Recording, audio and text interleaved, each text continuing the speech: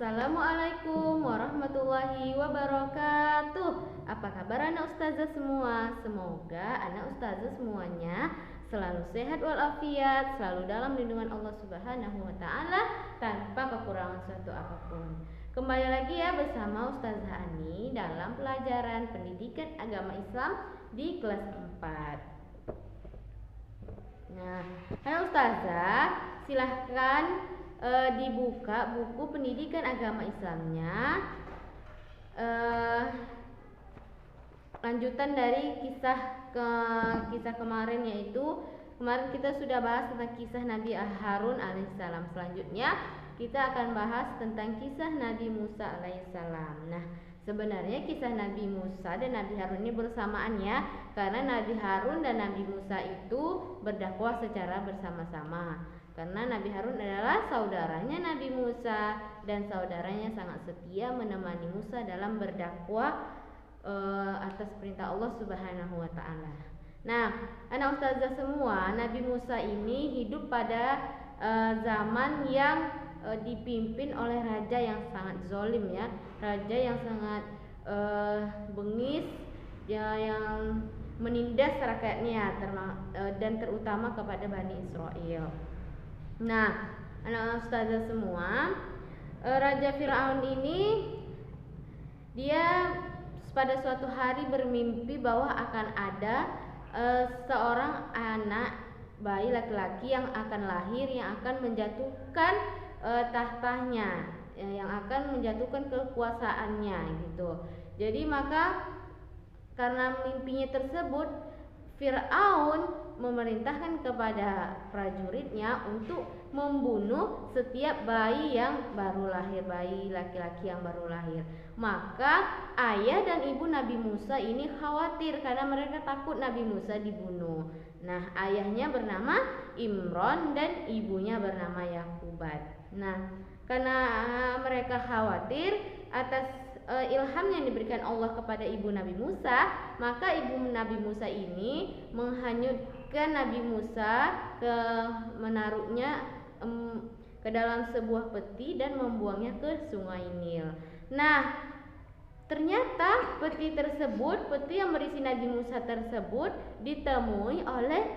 ditemukan oleh istrinya Fir'aun, yaitu Siti Asia. Ketika dia membukanya, dia menemukan seorang bayi laki-laki dan itu adalah Nabi Musa ya nak. Dan Siti Asia itu sangat dia senang dan meminta izin kepada Fir'aun untuk merawat Nabi Musa. Nah, dengan berhati, Raja Fir'aun itu pun mengatakan bahwa boleh untuk merawat bayi tersebut. Dan ternyata bahwa yang nanti akan menyusukan dan merawat Nabi Musa adalah ibunya sendiri, karena Nabi Musa kehausan dan dia tidak mau disusui oleh orang lain kecuali ibunya, dan ibunya pun datang melamar untuk menyusui Nabi Musa. Nah, anak ustazah semua, ketika Nabi Musa sudah dewasa dan Allah sudah menganugerahkan pangkat kenabian dan ilmu pengetahuan kepada Nabi Musa, maka Allah memerintahkan kepada Nabi Musa untuk mendakwahi Raja Fir'aun. Karena Raja Fir'aun mengaku-ngaku sebagai Tuhan dan dia meminta kepada rakyatnya untuk menuhankan Raja Fir'aun. Jika tidak mau, maka orang tersebut akan dibunuh karena tidak mau mengakui Raja Fir'aun adalah Tuhan. Nah, akhirnya Nabi Musa menemui Raja Fir'aun dan berkata bahwa kamu bukanlah Tuhan, kata Nabi Musa. Tuhan yang berhak disembah hanyalah Allah Subhanahu wa taala. Maka marah dan memanggil banyak penyihir-penyihir untuk melawan Nabi Musa. Atas izin Allah Subhanahu wa taala, keluarlah mukjizat Nabi Musa, yaitu tongkatnya dapat berubah menjadi ular. Karena pada saat itu penyihir-penyihir tersebut mengeluarkan ular-ular kecil yang sangat banyak dan mengelilingi Nabi Musa untuk menerkam Nabi Musa ya. Maka atas izin Allah keluarlah mukjizat Nabi Musa, yaitu tongkatnya berubah menjadi ular yang sangat besar dan menelan ular-ular kecil yang berada di sekitar tersebut. Maka kejadian itu membuat Raja Fir'aun marah karena kejadian tersebut disaksikan oleh rakyatnya, sehingga rakyatnya tersebut meragukan kemampuan Raja Fir'aun ini dan mereka tidak mau lagi menuhankan Raja Fir'aun.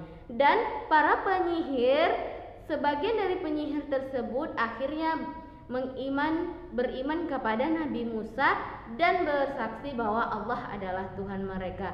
Dan Raja Fir'aun marah karena Raja Fir'aun marah dan siapa yang beriman kepada Allah, maka Raja Fir'aun pun langsung membunuhnya. Jadi karena hal tersebut, karena kejadian tersebut, banyaklah pengikut Nabi Musa. Nah, pada saat itu termasuk istrinya Siti Asiyah pun beriman kepada Allah Subhanahu wa taala dan Raja Fir'aun membunuhnya. Jadi karena hal tersebut, maka Fir'aun sangat marah ya kepada Nabi Musa dan ingin membunuh Nabi Musa. Maka pada malam harinya Nabi Musa dan para pengikutnya meninggalkan Mesir pada malam hari. Nah, pada saat mereka pergi, maka mereka tiba atau sampai di tepi Laut Merah dan mereka bingung bagaimana cara melewati Laut Merah ya air yang sangat banyak, laut yang sangat luas, karena mereka tidak memiliki kapal, karena mereka tidak memiliki alat untuk menyeberangi laut tersebut. Sementara Raja Fir'aun dan para prajuritnya sudah mengejar mereka dari belakang dan sudah dekat gitu ya.